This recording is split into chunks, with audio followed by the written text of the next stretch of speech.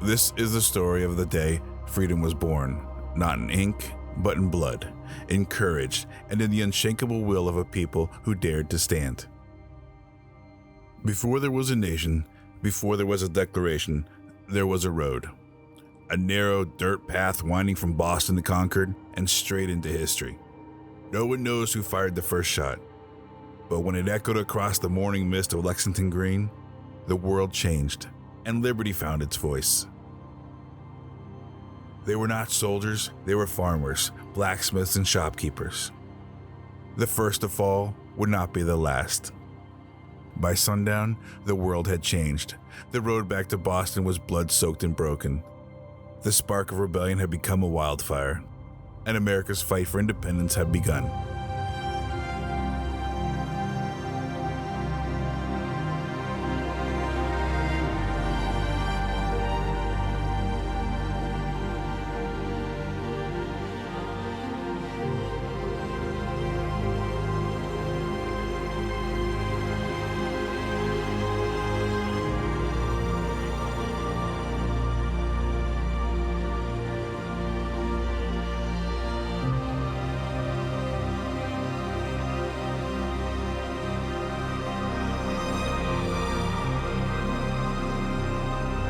"250 years later, their stand still echoes."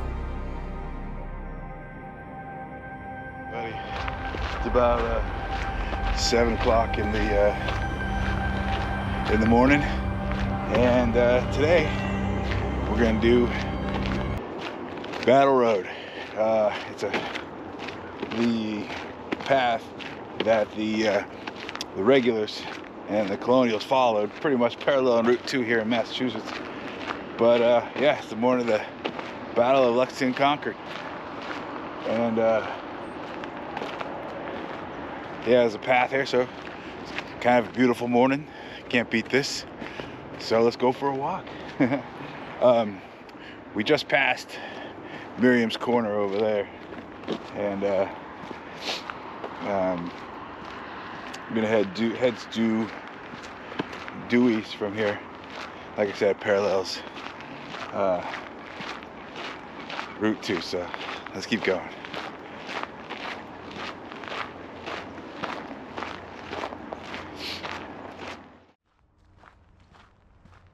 By the early 1770s, Britain's 13 American colonies were thriving but growing restive under British rule.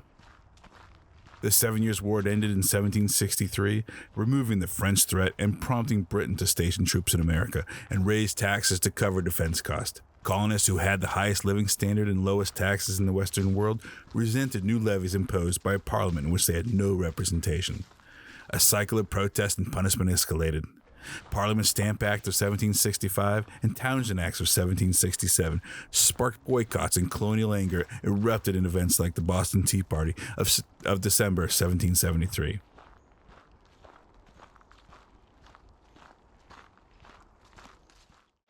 Man, you really can't beat this morning. Sun's finally coming up, starting to warm up.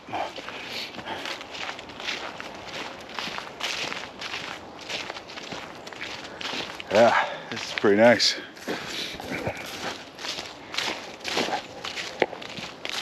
Can't beat this. Huh.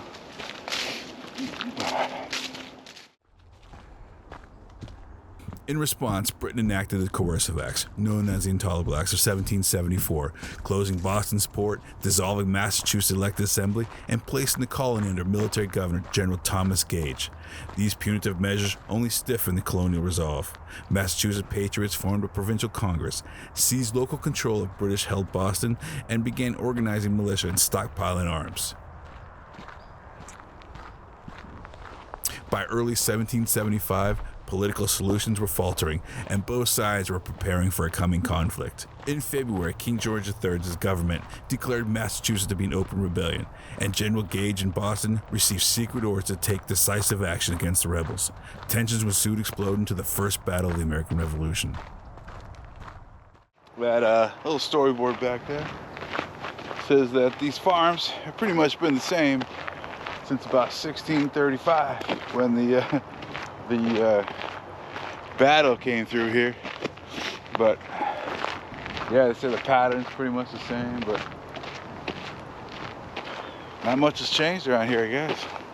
Pretty good.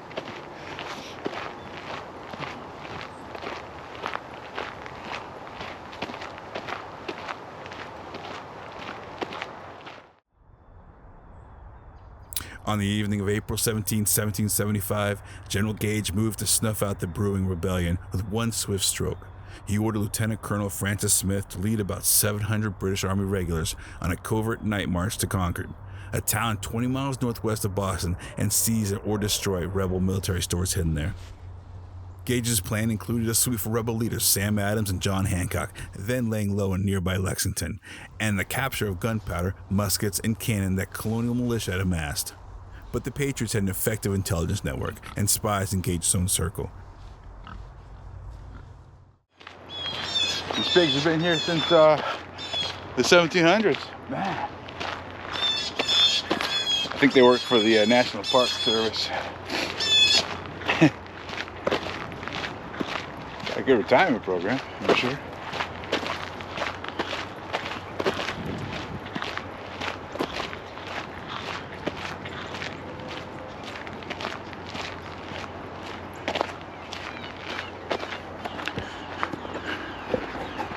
Nice working farm over here. Oh, sorry, buddy.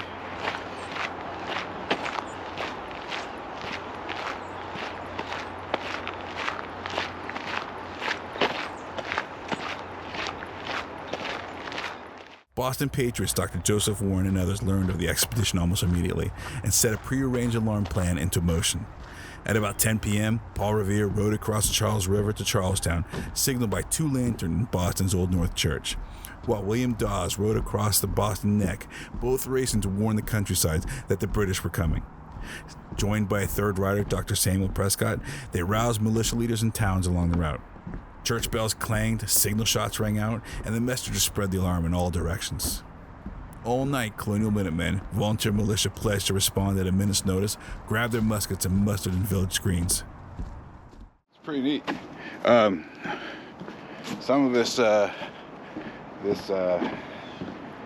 path is elevated, but some of the wood could be changed. But other than that, it's pretty neat. It takes you above the wetlands, little marsh area. But you can only imagine, from my experience in the military, they're not fighting in the marsh. I was in the desert, but yeah, it must have been pretty tough going, especially with all the gear and those long rifles. And yeah, but yeah, it's pretty bad for the regulars to fall back too. It's hard to set a perimeter. Thanks to this rapid alarm system, by the time the British advance guard stepped ashore in the wee hours of April 19th, the countryside was already alert and bracing for their approach. Hours before sunrise on April 19th, Captain John Parker's Lexington Militia Company of about 70 local farmers and townsmen gathered on the village common to face the oncoming British column.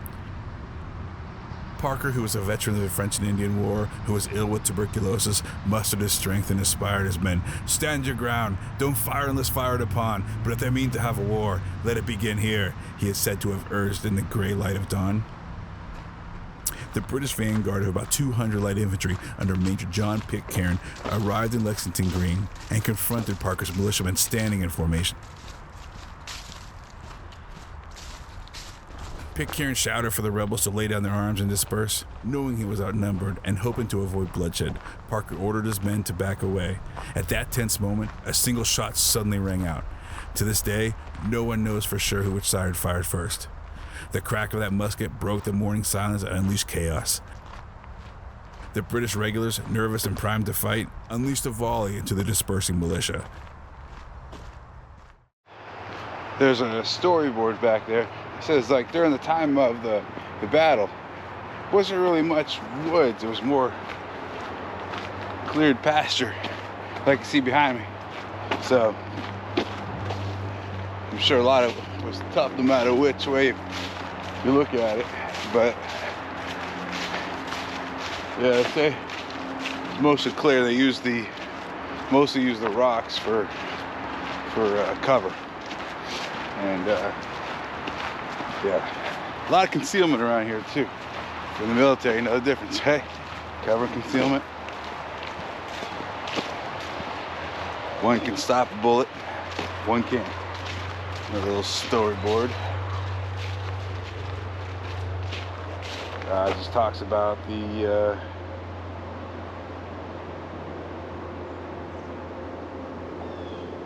this house up here, the family was in the tannery business. So it talks about the trades of people that lived along the route.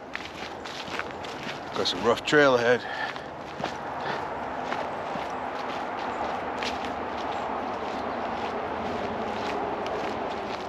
Clouds of smoke enveloped the green. Several colonists fell in the first fusillade, and the redcoats charged with bayonets, sending the rest of Parker's men fleeing for their lives. The brief skirmish left 8 Americans dead and 10 wounded, including men shot in the back while trying to retreat. British casualties were minimal, only 1 redcoat was injured. The first engagement of the American Revolution was over, almost as soon as it had begun. Parker's small band had been scattered, and the King's troops held their ground on Lexington Green. Having fired the opening shots of the conflict that would reverberate through history, Colonel Smith and Major Pitcairn regrouped their forces and pressed westward towards Concord, leaving behind the bodies of militiamen on the blood-stained grass. So far, can't beat the hike. It's pretty easy going. Most of it's improved. A couple of the boardwalks back there are a little slippery, but I think it's just from the morning, how cold it was last night. I got down to 30s when I started. I was about 6:45. But other than that, it's a beautiful trail. Can't beat it.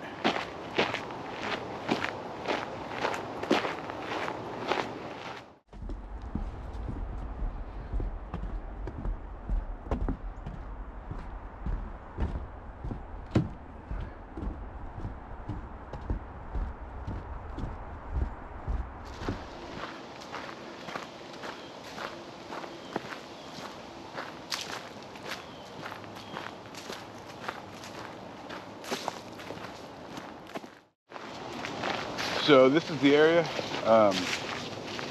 known as Bloody Angle. I guess I say some of the storyboards around here say some of the most intense fighting happened around here. But here you have it says near here are buried British soldiers on April 19th, 1775. But man, you can only imagine what happened here. You can see all the stone walls, and it's a beautiful, beautiful area though. Can't beat it.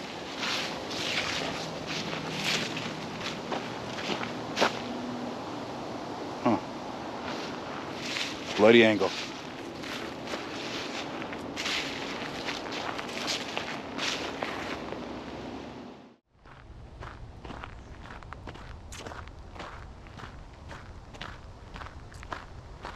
By 7:30 on April 19th, the British forces reached Concord, where colonial military supplies were believed to be hidden.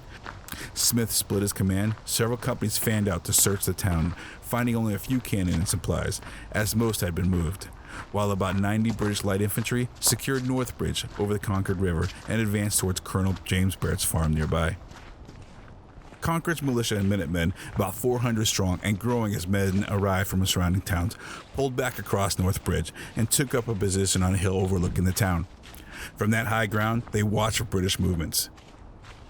Around 9 a.m., the militiamen saw smoke arising from Concord Center. The redcoats had lit several piles of confiscated wooden gun carriages on fire. Fearing that the British were burning homes in the town itself, the Americans decided they had to act. Major John Buttrick of Concord assumed command and gave the order to advance towards a bridge.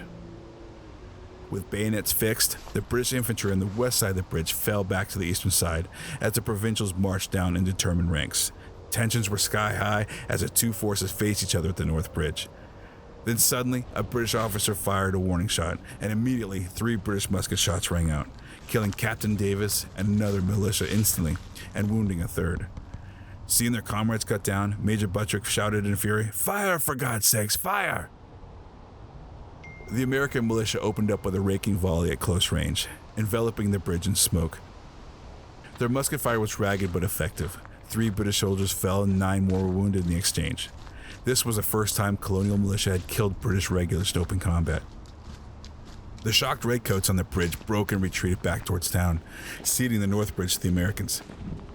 This successful stand by the Patriots, the first British fatalities of the war, was later immortalized as a moment of "the shot heard round the world," a phrase symbolizing how defiant American volley at Concord resonated far beyond the quiet riverside.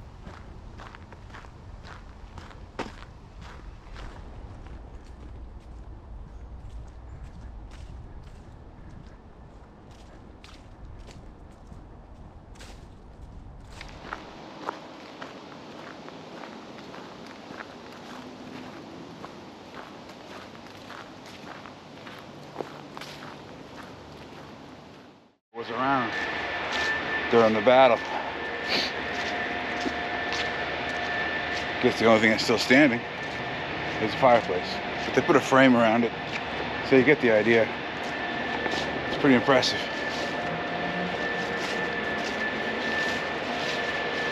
Got the basement, all the chimneys and hearths, I guess you would say, keep you warm.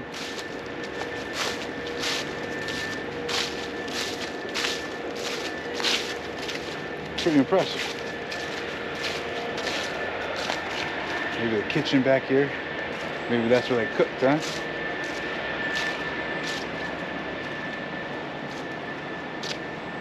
Huh. 1700s, quite impressive. Pretty neat. Pretty cool.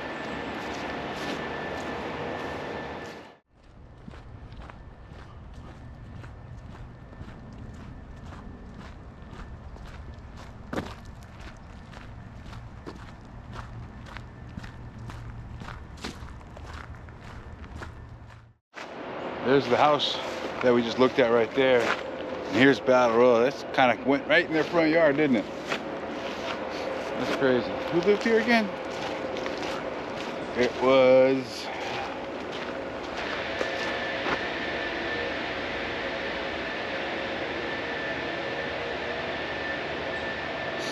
Sergeant Samuel Hartwell and his wife Mary Hartwell lived here. But it says it was around until the 1890s. It burned in 1968 while serving as a restaurant. That's kind of sad.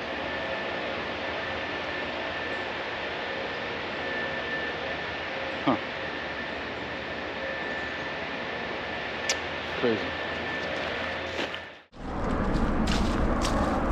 Oh, look. Another storyboard. Now on the offensive, hundreds of angry militiamen swarmed towards Concord. Lieutenant Colonel Smith, alarmed by the setback, rallied his scouter companies and quickly decided it was time to withdraw. Around noon, the British began a fighting retreat out of Concord, with colonial militiamen closing in on all sides. The day's bloodshed was far from over.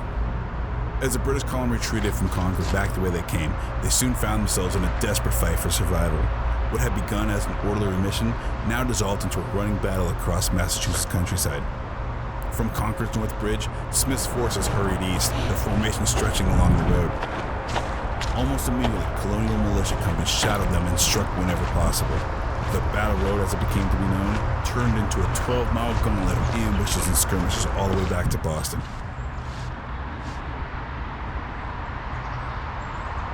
Sign says Boston Harbor, 13 miles away.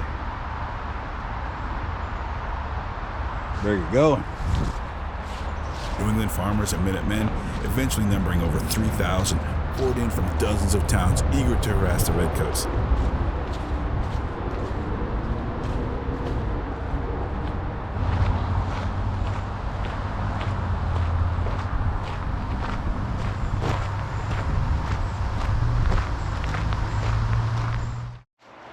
Going this way and that way. the British soldiers, I guess there's about 700 strong, coming down this road with flankers out past the stone walls. Yeah, it must have been quite the sight to see, especially if you're a local. But I guess it came by in the afternoon and started running back in the afternoon. So I guess you're not sure what the heck's going on, but I'm sure it's quite the impressive sight. And your home team was winning, looked like. Had them on the run.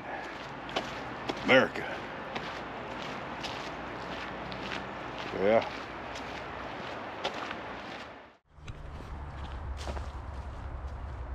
They needed no orders now. The bloodshed at Lexington and Concord had ignited a fierce resolve. Using their intimate knowledge of the terrain, the Americans attacked from behind trees, stone walls, barns, and fences that melted away before British bayonets could reach them. At first, Colonel Smith tried to maintain discipline by deploying flankers, which are small squads of light infantry, to sweep the woods and fields along the road. But the volume of gunfire from an often unseen enemy mounted by the hour. In the town now known as Arlington, and along a bend in the road known as Bloody Angle, particularly fierce firefights broke out as militia units from faraway New Hampshire and Connecticut joined the fray. Tunnel ahead. Okay. Dozens of British soldiers fell wounded or killed, picking off officers and sowing confusion in the ranks. Colonel Smith himself was wounded, and many exhausted British soldiers, having been awake all night, began to fall behind or fire wildly without orders. The disciplined Redcoat column that had marched out of Boston was now verging on disintegration. What one British officer called a rout, a very disorderly retreat under constant fire. Just when it seemed the British would be overwhelmed, relief arrived.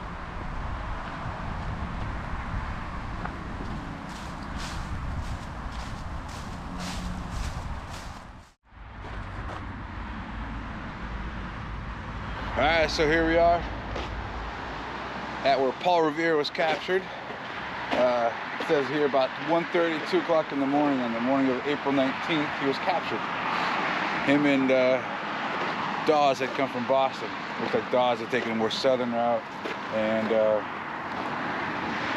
Revere had taken the northern route through Charleston. But this is where his night ride ended. He took his horse. He walked back to Lexington, and I guess he was there in about time to hear the gunshots being fired there. But yeah, this is where Paul Revere was captured. There's Route 2 right there.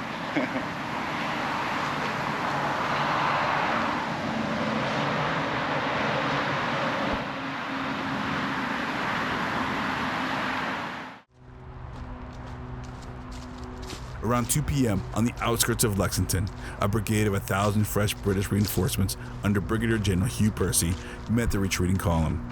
Percy's men, accompanied by 2 field cannons, formed a defensive square that gave the beleaguered redcoats a much-needed respite.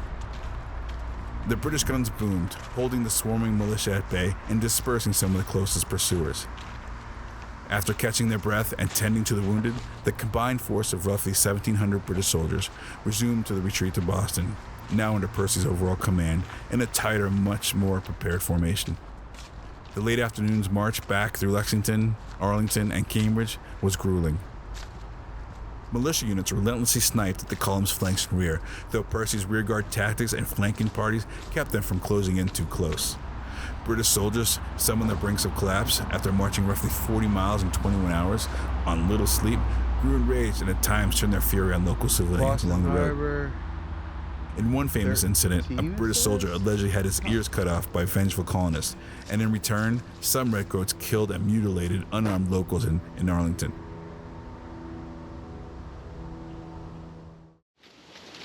So this is where Parker's revenge took place. You can see Battle Road runs right down that way. But yeah, Parker and his men, after getting shot up at Lexington, came here and they waited. So the regulars come from down that way. And they waited, they got the high ground. They got their payback. But yeah, this is where that famous Parker's Revenge took place. All up in these woods. But yeah, you can see the high ground that they had. Looking down, you can see Battle Road comes right there. So yeah, it's where Parker and his men. It's where Parker and his men waited for a little good old American payback. But yeah, definitely a good spot.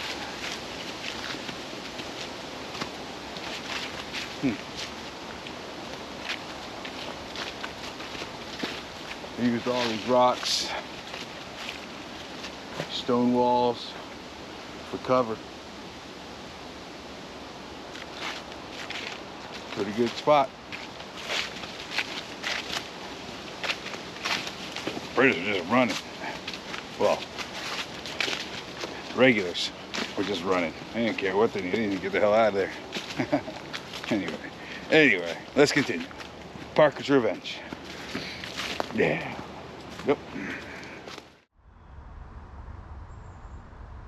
Near sunset, the British finally reached the safety of Charlestown and Boston Harbor, where Royal Navy guns and reserve Marines protected them. As the battered redcoats filed back into Boston, they had learned a harsh lesson about the Americans' will to fight. Casualties on this day were staggering for the British. 73 killed, 174 wounded, and 26 missing or captured. Around 20% of the expedition's strength. The colonists had suffered too, but far less. Roughly 49 killed, 39 wounded, and 5 missing. Used to be a house here. What had begun that morning as a British preemptive strike had turned into a bloody defeat and a galvanizing victory for the Patriots. The sun set on April 19, 1775, with Boston surrounded by angry militiamen and the war for American independence officially underway. In the immediate aftermath of April 19, 1775, the ramifications of Lexington and Concord were profound. What had started as a small skirmish had escalated to open warfare, and there was no turning back.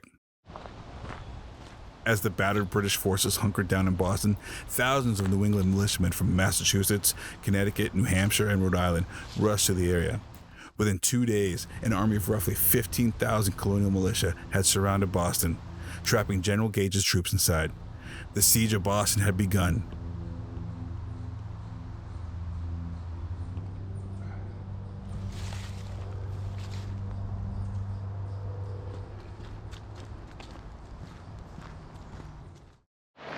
As you can tell, we are pretty close to the road.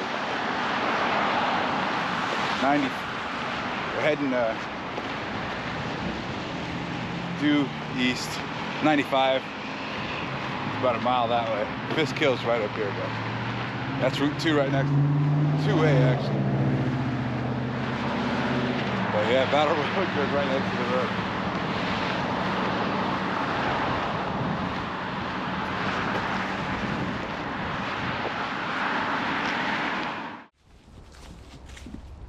The Second Continental Congress convened in Philadelphia in May of 1775 and moved to support the New England forces, eventually appointing George Washington as Commander-in-Chief of the new Continental Army. Any hopes for reconciliation were fading fast. News of the bloody work at Lexington and Concord spread like wildfire and rallied many fence-sitters to the Patriot cause. In London, the British government received conflicting accounts of the battle. The Patriots even managed to get their version of the events published in London newspapers before General Gage's official report had arrived. The colonists' message was clear. British troops had shed American blood unjustly, and Americans would fight rather than submit. The battles proved politically disastrous for the British authorities. Gage had set out to prevent a rebellion by disarming the colonists, but instead he ignited a full-scale war. The Rubicon is crossed, wrote John Adams, referencing Julius Caesar's irreversible step, sensing that the point of no return had been reached. Indeed, any lingering loyalty to the crown was largely swept away in Massachusetts. In June, British forces in Boston tried to break the siege, leading to the Battle of Bunker Hill, a costly victory that further demonstrated the Americans' determination. By the spring of 1776, the Patriots, fortified by cannon from Fort Ticonderoga, forced the British to evacuate Boston entirely.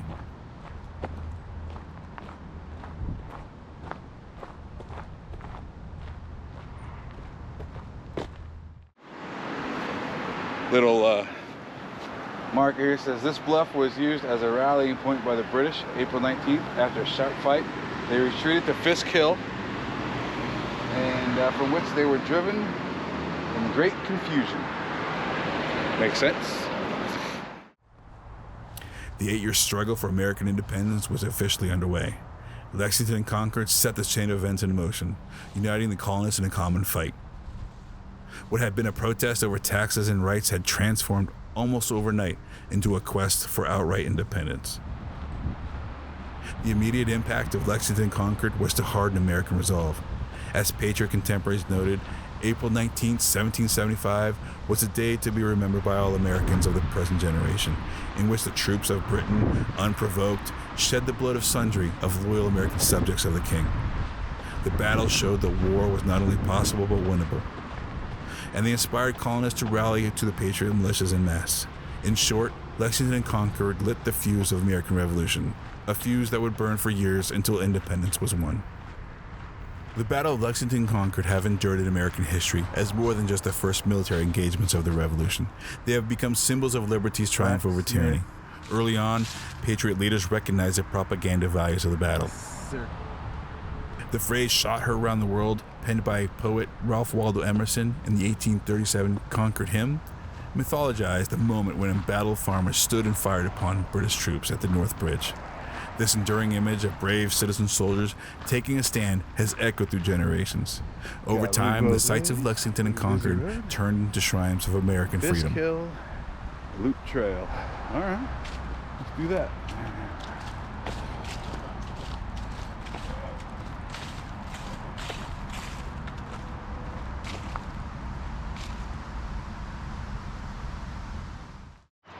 So this is Fisk Hill, not the one. Okay, here we go. All of the leaves and stuff from the fall, kind of making it harder to see over here. Not as well marked as the other one, but still not too bad. Little creek. Almost there. Now the regulars, because I think everybody keeps saying they were all British back then, but the regulars still had a ways to go. But on my journey, as soon as I get up here, I gotta turn around. This is the end of the Battle Road. But yeah, let's get to the end line. I'm gonna say this is Fisk Hill. Towards the end of the line. I'm hoping it's right up here.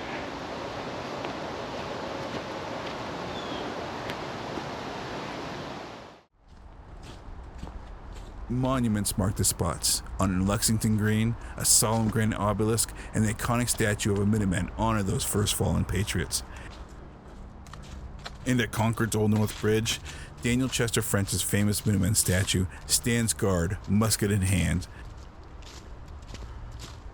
Any hopes of reconciliation were fast fading. News of the bloody work at Lexington and Concord spread like wildfire and rallied many fence-sitters to the patriot cause. In London, the British government received conflicting accounts of the battle. I'm assuming it's a loop. Yeah, this is Fisk Hill to my left. You can probably hear the road noise off to my right. That's 128 or 95. And just on the other side of that is Lexington. But I'm not gonna go over there today. That's a whole different video, a whole different day. But yeah, I think we're gonna close this loop and then we're gonna head back.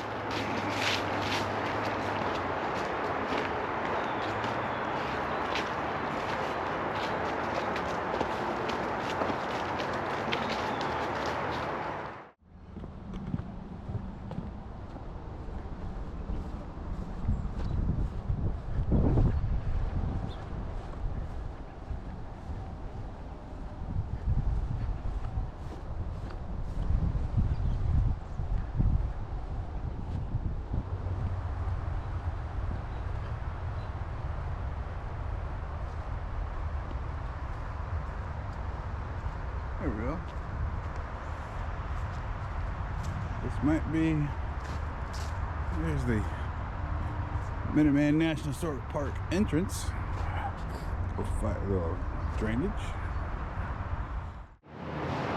Here's another house that was here during the battle. The Fisk Farm. I guess I tore it down in 1955.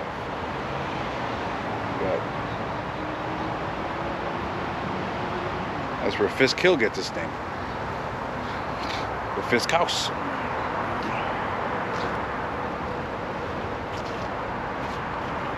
Huh. This is it. End of the road. This storyboard says that this is the end of the road for us, but the story continues. So we're here, we're going all the way back here, Lexington Green, and all the way back to Charlestown and to Boston. And that's the end of it. Goes over there. Past 95.